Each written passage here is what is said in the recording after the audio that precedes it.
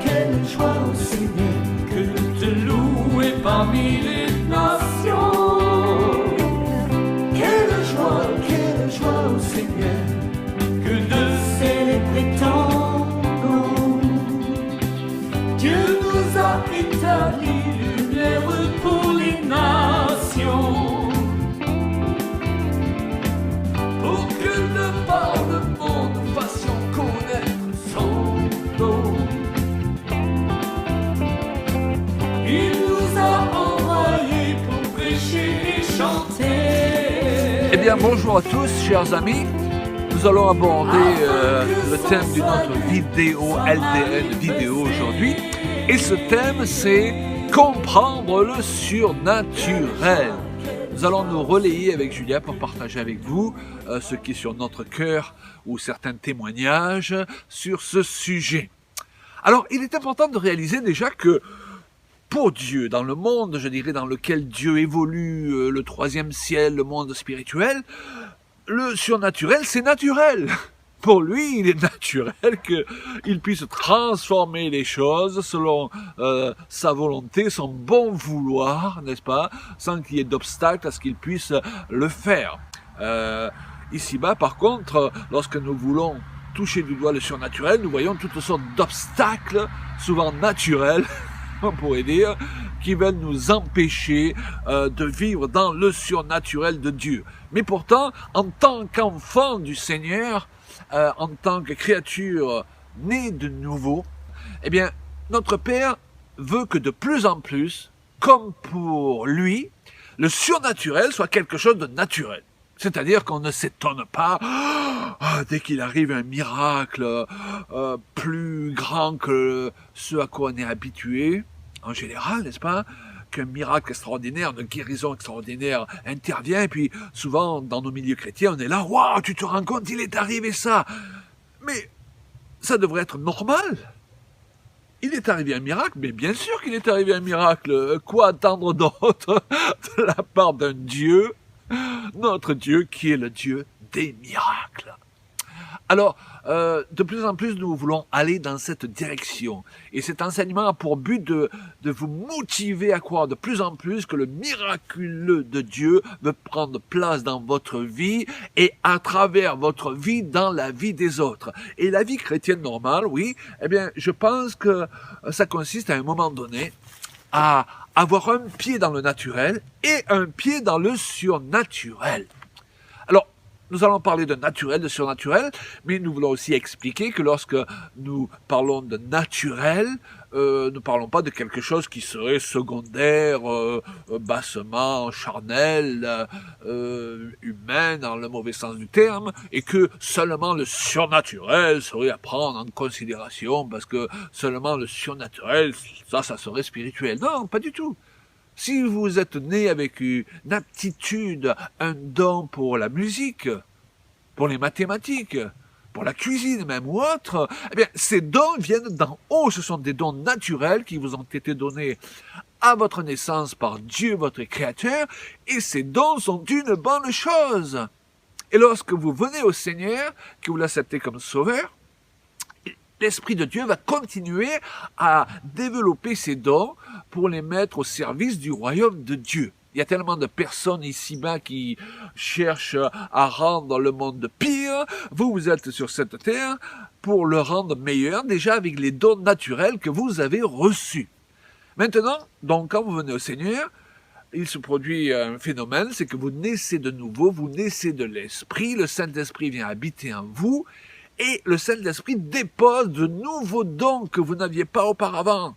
Et ces dons, on va les qualifier de dons de l'Esprit, de dons surnaturels qui vont se manifester à partir de là de plus en plus dans votre vie. Et plus vous allez être remplis du Saint-Esprit, plus ces dons vont grandir je dirais, en consistance, plus l'onction de ces dons va se développer, et plus ces dons vont être un instrument entre vos mains pour aider les autres et pour trouver des solutions d'ailleurs pour votre propre vie. Don de parole de connaissance, don de parole de sagesse, discernement des esprits, don de guérison, etc. mais nous aurons un cours d'ailleurs spécialement consacré aux dons de l'esprit. Alors, merci Seigneur pour le naturel, mais vous savez, le naturel, il est limité. Et à un moment donné, nous avons besoin, c'est ce que nous allons voir dans la suite de cet enseignement, que le surnaturel prenne régulièrement la relève du naturel. Béni soit le nom,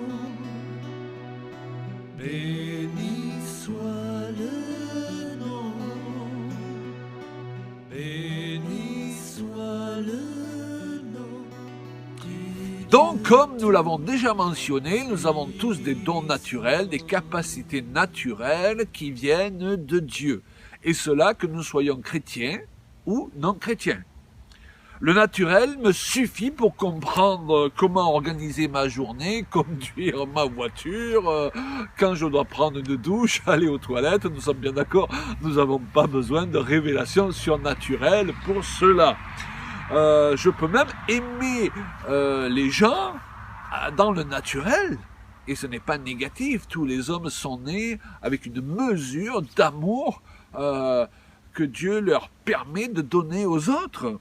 Il y a une psychologie naturelle aussi qui est utilisée dans ce monde, parfois à mauvais escient, mais d'autres fois à bon escient, pour aider les gens à s'y retrouver dans leurs blessures.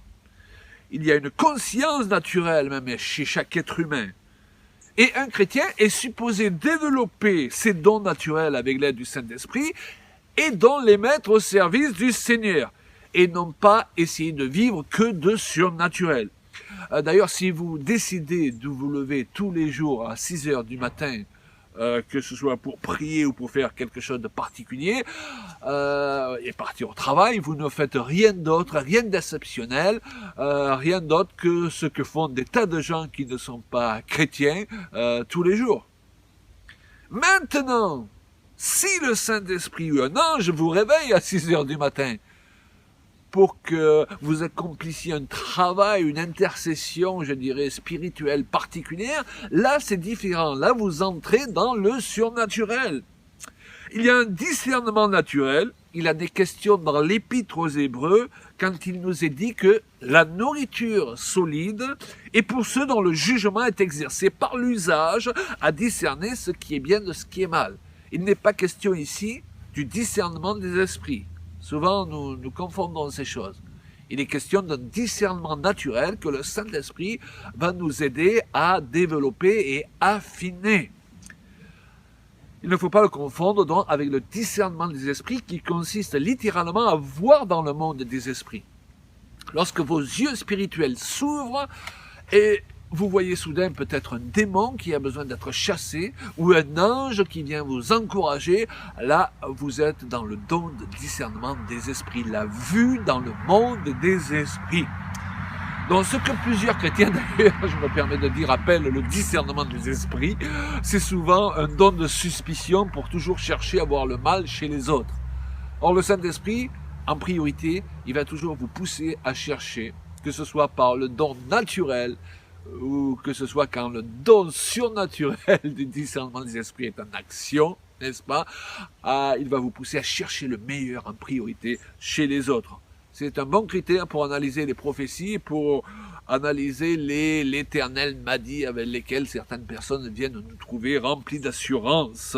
C'est à nous d'avoir de l'assurance justement pour pouvoir analyser toutes choses. La Bible dit, ne méprisez pas les prophéties, mais analysez toutes choses, gardez ce qui est bon et n'hésitez pas, en d'autres termes, à rejeter ce qui est mauvais parce que vous discernez que ça ne vient pas de Dieu.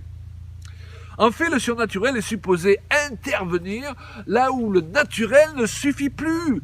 Certains ne voudraient vivre que de surnaturel. Ce sont des excès de spiritualité. Alors ne vous levez pas le matin en disant « Tiens, j'ai pas envie de descendre de mon immeuble pour aller m'acheter des croissants, je vais envoyer mon ange. » Non, non, non. Les anges, ils sont assignés à des choses beaucoup plus importantes et Dieu ne veut pas que le surnaturel devienne une excuse pour notre paresse.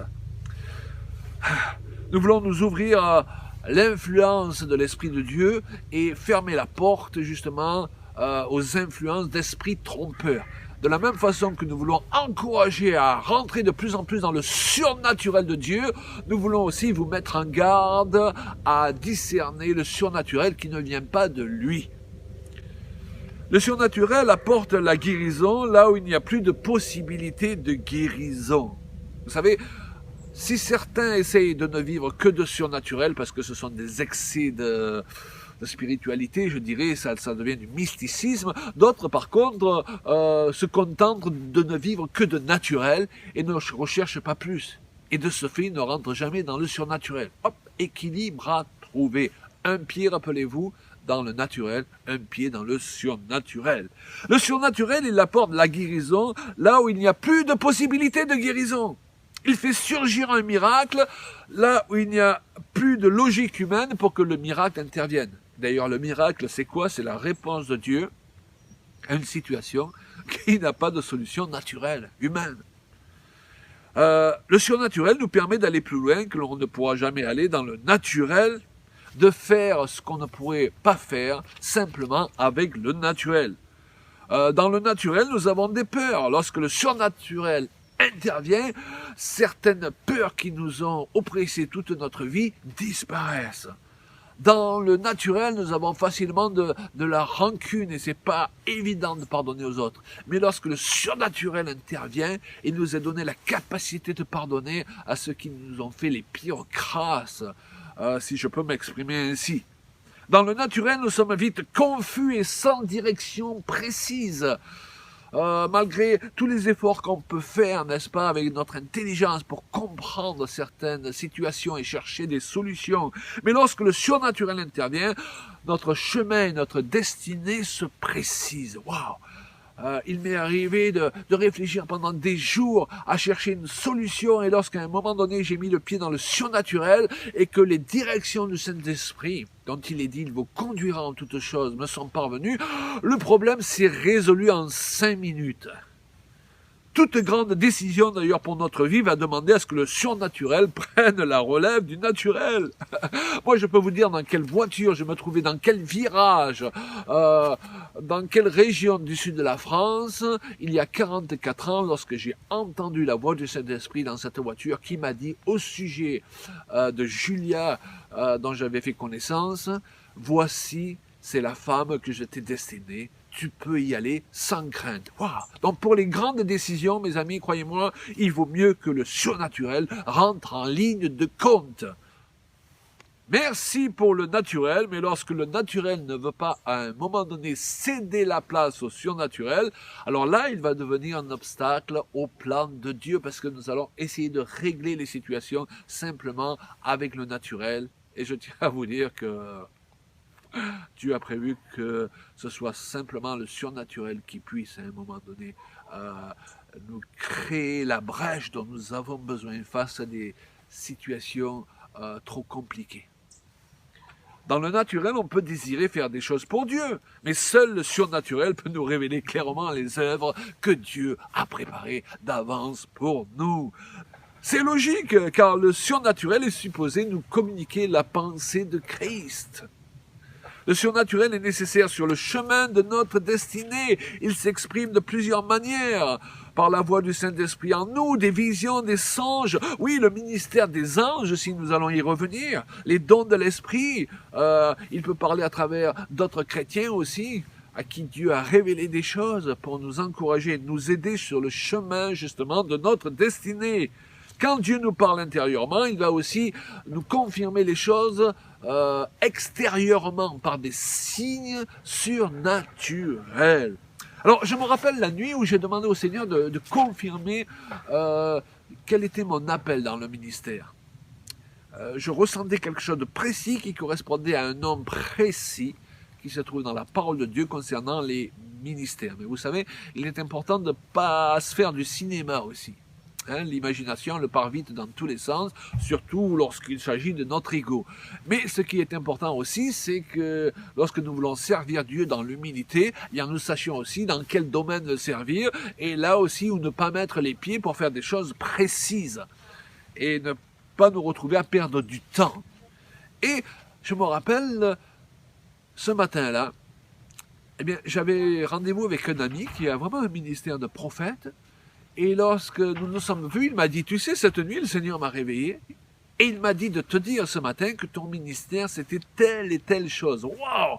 Et c'était exactement le ministère que je ressentais avoir reçu dans mon cœur. Alors là, vous voyez, vous n'avancez pas à l'aveugle. Déjà, vous avez le témoignage intérieur du Saint-Esprit en vous, et ensuite, vous avez une manifestation surnaturelle d'un don de révélation pour vous confirmer que vous êtes sur la bonne voie et que vous pouvez croire les bonnes choses. Waouh! Combien c'est important.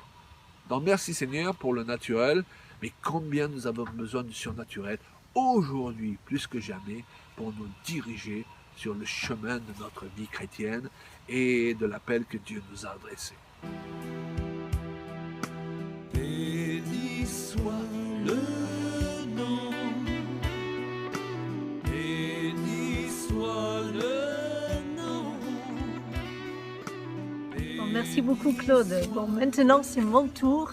J'aimerais partager avec vous aussi quelques exemples de comment on peut vivre le surnaturel dans la vie de tous les jours. Et j'aimerais prendre l'exemple de quelque chose que moi j'ai vécu quand j'étais une jeune fille. J'étais ado et je pense que je devais avoir à peu près 13 ans. J'étais aux États-Unis à ce moment-là avec ma famille. On habitait dans l'Illinois et mes parents, ils allaient dans une église anglicane. Et c'était le moment où les jeunes gens, ils faisaient leur engagement dans l'église et on appelait ça la confirmation. Et j'ai suivi les cours et à la fin, j'ai trouvé ma maman et j'ai dit « Maman, écoute, je suis désolée, mais je ne peux pas m'engager. » Elle m'a dit « Mais pourquoi ?» Et je lui ai dit que j'ai lu le livre, mais je n'ai pas rencontré la personne en faisant allusion de Jésus. Je n'avais pas le sentiment d'avoir eu une rencontre avec lui. Et pourtant, j'ai cherché Dieu de tout mon cœur. Donc, elle m'a serré dans les bras, elle m'a dit « Mais Julia, écoute, tu continues de chercher Dieu, il se révélera à toi. » Et donc, c'était peut-être l'été après qu'on était en vacances dans le Wisconsin, près d'un petit lac. C'était le dernier jour et mes parents, ils avaient déjà mis les valises dans la voiture et on devrait repartir pour trouver la maison. Et là, je suis allée pour dire au revoir aux voisins et sur le chemin, je rencontre un monsieur avec un superbe chien, un chien blanc. Je dis, oh, qu'est-ce qu'il est beau ce chien et tout. Je l'ai caressé un petit peu. Il me regarde et il m'a dit, mais jeune fille, mais tu es chrétienne, toi? Non, je suis pas chrétien, je cherche Dieu, mais voilà. Et il m'a dit, mais continue de chercher Dieu de tout ton cœur et tu le trouveras. Bon, ok monsieur, voilà. Jusqu'à là, c'était à peu près normal. Et ensuite, il commence à dire des choses, de parler dans ma vie. Et je ne peux pas vous dire tout ce qu'il a dit, mais entre autres, il m'a dit que si j'allais chercher Dieu de tout mon cœur, j'allais le trouver, que j'allais travailler pour lui, qu'il me donnera un mari fidèle pour ma vie et qu'on travaillera ensemble pour lui. Et je disais, waouh, merci monsieur, bon il est très beau votre chien, mais je crois que j'entends mes parents qui m'appellent. Du coup j'étais très mal à l'aise et je voulais partir au plus vite. Et donc j'ai fait un petit caresse de nouveau au chien et je suis vite partie. Et c'était que du temps après que je me suis rendu compte que les paroles qu'il a semées dans ma vie, dans mon cœur, avaient vraiment pris une place et que je ne pouvais pas les effacer. C'était un peu le début où je réalisais l'importance d'avoir une idée de destinée en Dieu. Et donc, autre chose, c'est que je me suis dit, mais qui c'était ce monsieur qui connaissait des choses sur ma vie? Peut-être c'était un chrétien, un enfant de Dieu qui simplement était obéissant à Dieu et qui voulait parler dans ma vie, avec par la prophétie ou une parole de connaissance, comme ce monsieur l'a fait, ou peut-être c'était un ange. parce que je ne l'ai plus jamais vu. Qu'est-ce qu'il faisait sur le chemin ce matin-là? Et pourquoi il m'a interpellé et me parlait de cette façon-là? Et je crois profondément que parfois on peut entretenir des rencontres avec des anges sans se rendre compte. Et ce n'était pas la dernière fois que j'ai eu une expérience avec des anges. Et je vais vous raconter ensuite la deuxième expérience. À tout à l'heure. Béni soit le nom du Dieu tout-puissant.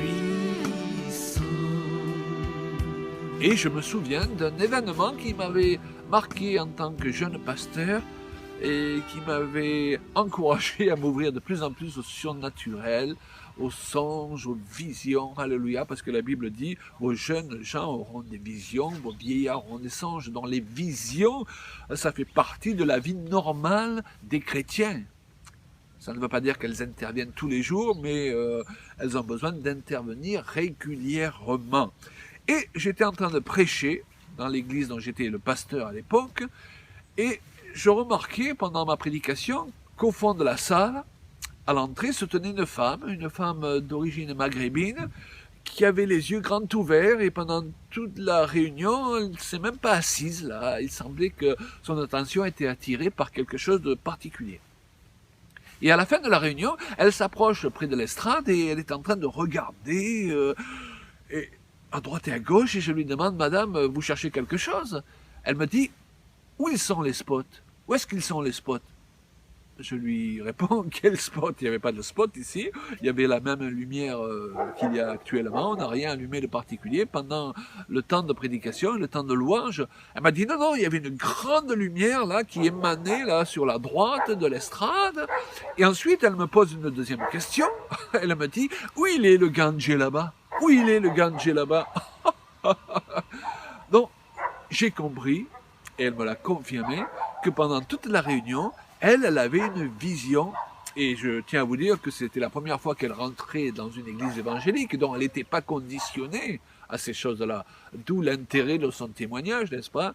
Pendant toute la réunion, elle avait une vision d'une grande lumière qui émanait d'un côté de l'estrade, avec un homme en robe orientale, donc Jésus, au milieu de cette lumière. Wow, alors moi, je ne voyais pas ces choses-là, mais Dieu a ouvert ses yeux spirituels pour qu'elle puisse témoigner de cette réalité, pour que cette vision lui soit en bénédiction à elle, pour qu'elle ait la révélation de Jésus-Christ vivant et ressuscité, et pour que nous-mêmes, toute l'Assemblée, et moi particulièrement en tant que prédicateur, soient encouragés à croire que Jésus est là. Même quand nous ne le voyons pas, il est là à nos côtés, comme il a promis.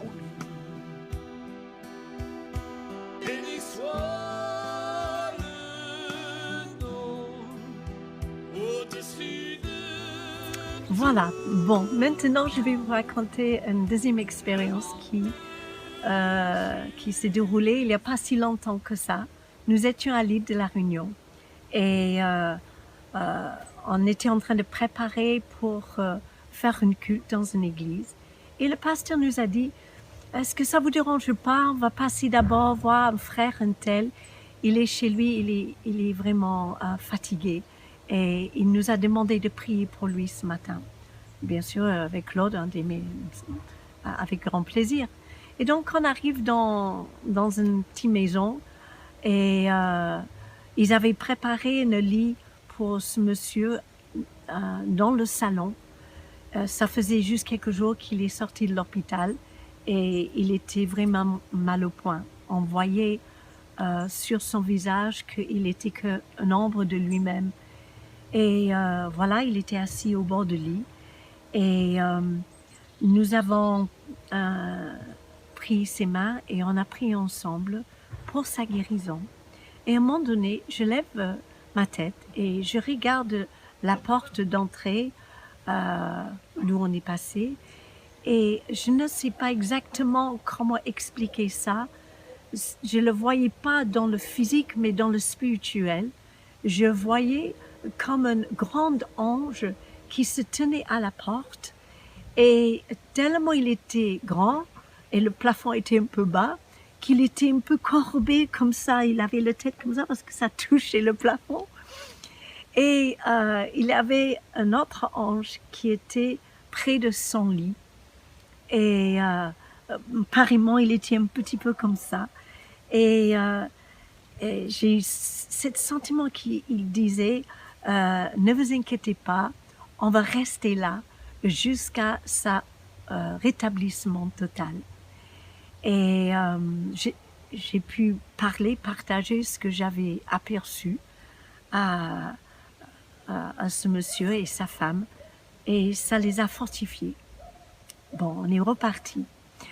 Un an plus tard, parce qu'on avait l'habitude de passer à La Réunion chaque année pour faire une petite tournée, et on est passé par la même église, mais je me souvenais plus. Et il y avait un couple assez pourtant joyeux qui est venu nous saluer. Bonjour, bonjour, Claude et Julia, ça va, vous allez bien? J'ai dit oui. Il dit, est-ce que vous vous rappelez de moi? Dit le monsieur. Je dis, excusez-moi, mais je me rappelle pas. Il dit, mais c'était moi assis au bord du lit. C'était moi qui étais malade. J'étais entrée chez moi pour mourir. Et vous avez vu des anges chez moi. Je dis, oh, c'était vous. Et voilà, il était là. Et il avait une bonne couleur dans ses joues. Il m'a dit qu'il était guéri et qu'il était restauré par la grâce de Dieu. Et voilà, il se rappelait de cette parole que j'avais pu donner un peu par obéissance, parce que j'ai osé dire ce que j'avais vu dans l'esprit.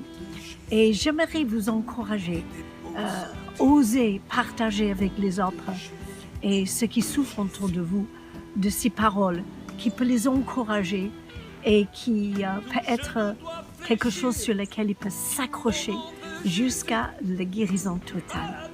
Le Seigneur, il veut le meilleur pour nous et il place sur notre chemin des êtres célestes, des anges, des armées, qu'on ne les voit pas toujours, mais de temps en temps, on a un petit clin d'œil. Et là, on se réjouit vraiment parce que c'est le ciel qui se manifeste ici sur terre. Au nom de Jésus. Béni soit le nom.